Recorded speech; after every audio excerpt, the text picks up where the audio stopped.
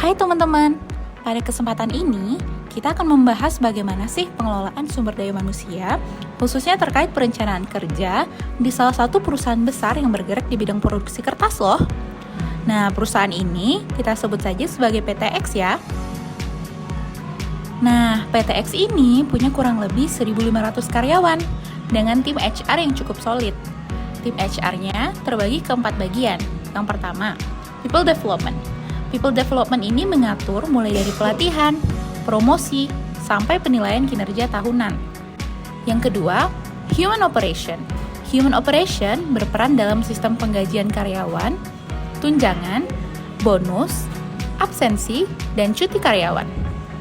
Selanjutnya, ada bidang rekrutmen.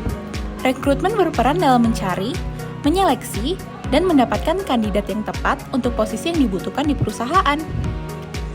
Dan yang terakhir, tapi tidak kalah penting, ada employee relation. Employee relation ini berperan dalam menjaga hubungan yang baik antar karyawan di perusahaan. Jadi, bisa dibilang pengelolaan SDM di sini udah cukup tertata rapi ya. Nah, walaupun udah oke, ternyata masih ada satu masalah yang cukup krusial nih, yaitu jumlah karyawan level menengah atau mid-level yang tergolong lebih sedikit dibandingkan dengan level lainnya. Padahal, level ini penting banget loh buat jadi jembatan antara entry level dengan senior level.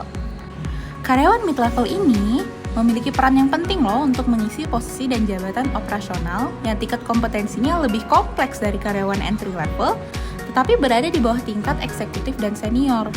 Sayangnya, di PTX ini sedikit banget nih karyawan level menengah atau mid-levelnya.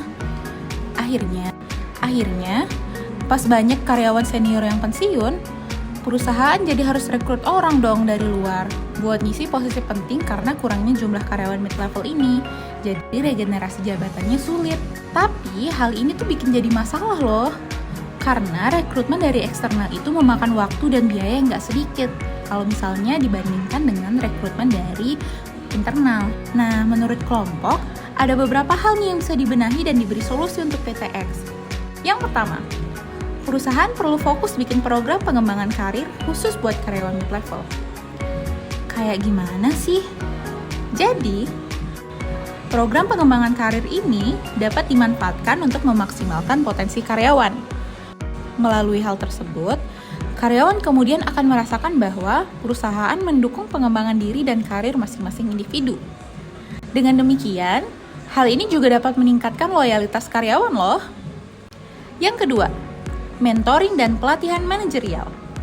Mentoring dan pelatihan manajerial ini perlu lebih dimaksimalkan oleh PTX karena bisa menjadi solusi untuk menyiapkan karyawan mid-level dengan kompetensi yang sesuai untuk melanjutkan posisi-posisi manajerial yang tersedia. Hal ini dikarenakan ekspektasi kerja pada tingkat manajerial akan jauh berbeda dibandingkan pada tingkat karyawan non-manajerial. Oleh karena itu, pelatihan ini sangat diperlukan jika PTX ingin melakukan promosi jabatan pada karyawan.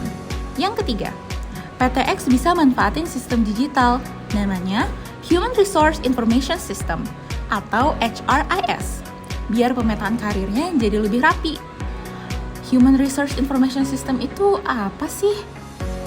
Jadi, HRIS merupakan sistem manajemen HR yang digital, di mana sistem ini mengumpulkan seluruh data yang berhubungan dengan proses MSDM, seperti performance management, employee management, kehadiran, jumlah absensi, gaji dan kompensasi, dan lain sebagainya ke dalam satu sistem secara bersamaan.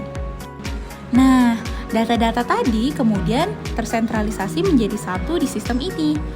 Nah, yang kemudian dapat memudahkan HR untuk memperoleh informasi tentang karyawan secara mudah.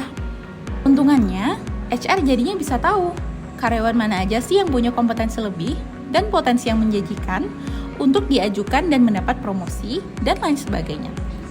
Melalui HRIS ini, PTX jadi bisa mengelola karyawannya sehingga PTX bisa tahu jumlah karyawan yang ada pada setiap posisi dan jabatan. Sehingga karyawan entry levelnya nggak kebanyakan, dan karyawan mid-levelnya lebih terperhatikan. Nah, itu dia pembahasan singkat mengenai pengelolaan SDM di PTX. Semoga bisa jadi inspirasi dan bahan refleksi buat kita semua tentang pentingnya pengelolaan SDM yang terencana dengan baik. Kami dari kelompok 4B pamit dulu ya. Terima kasih sudah menonton.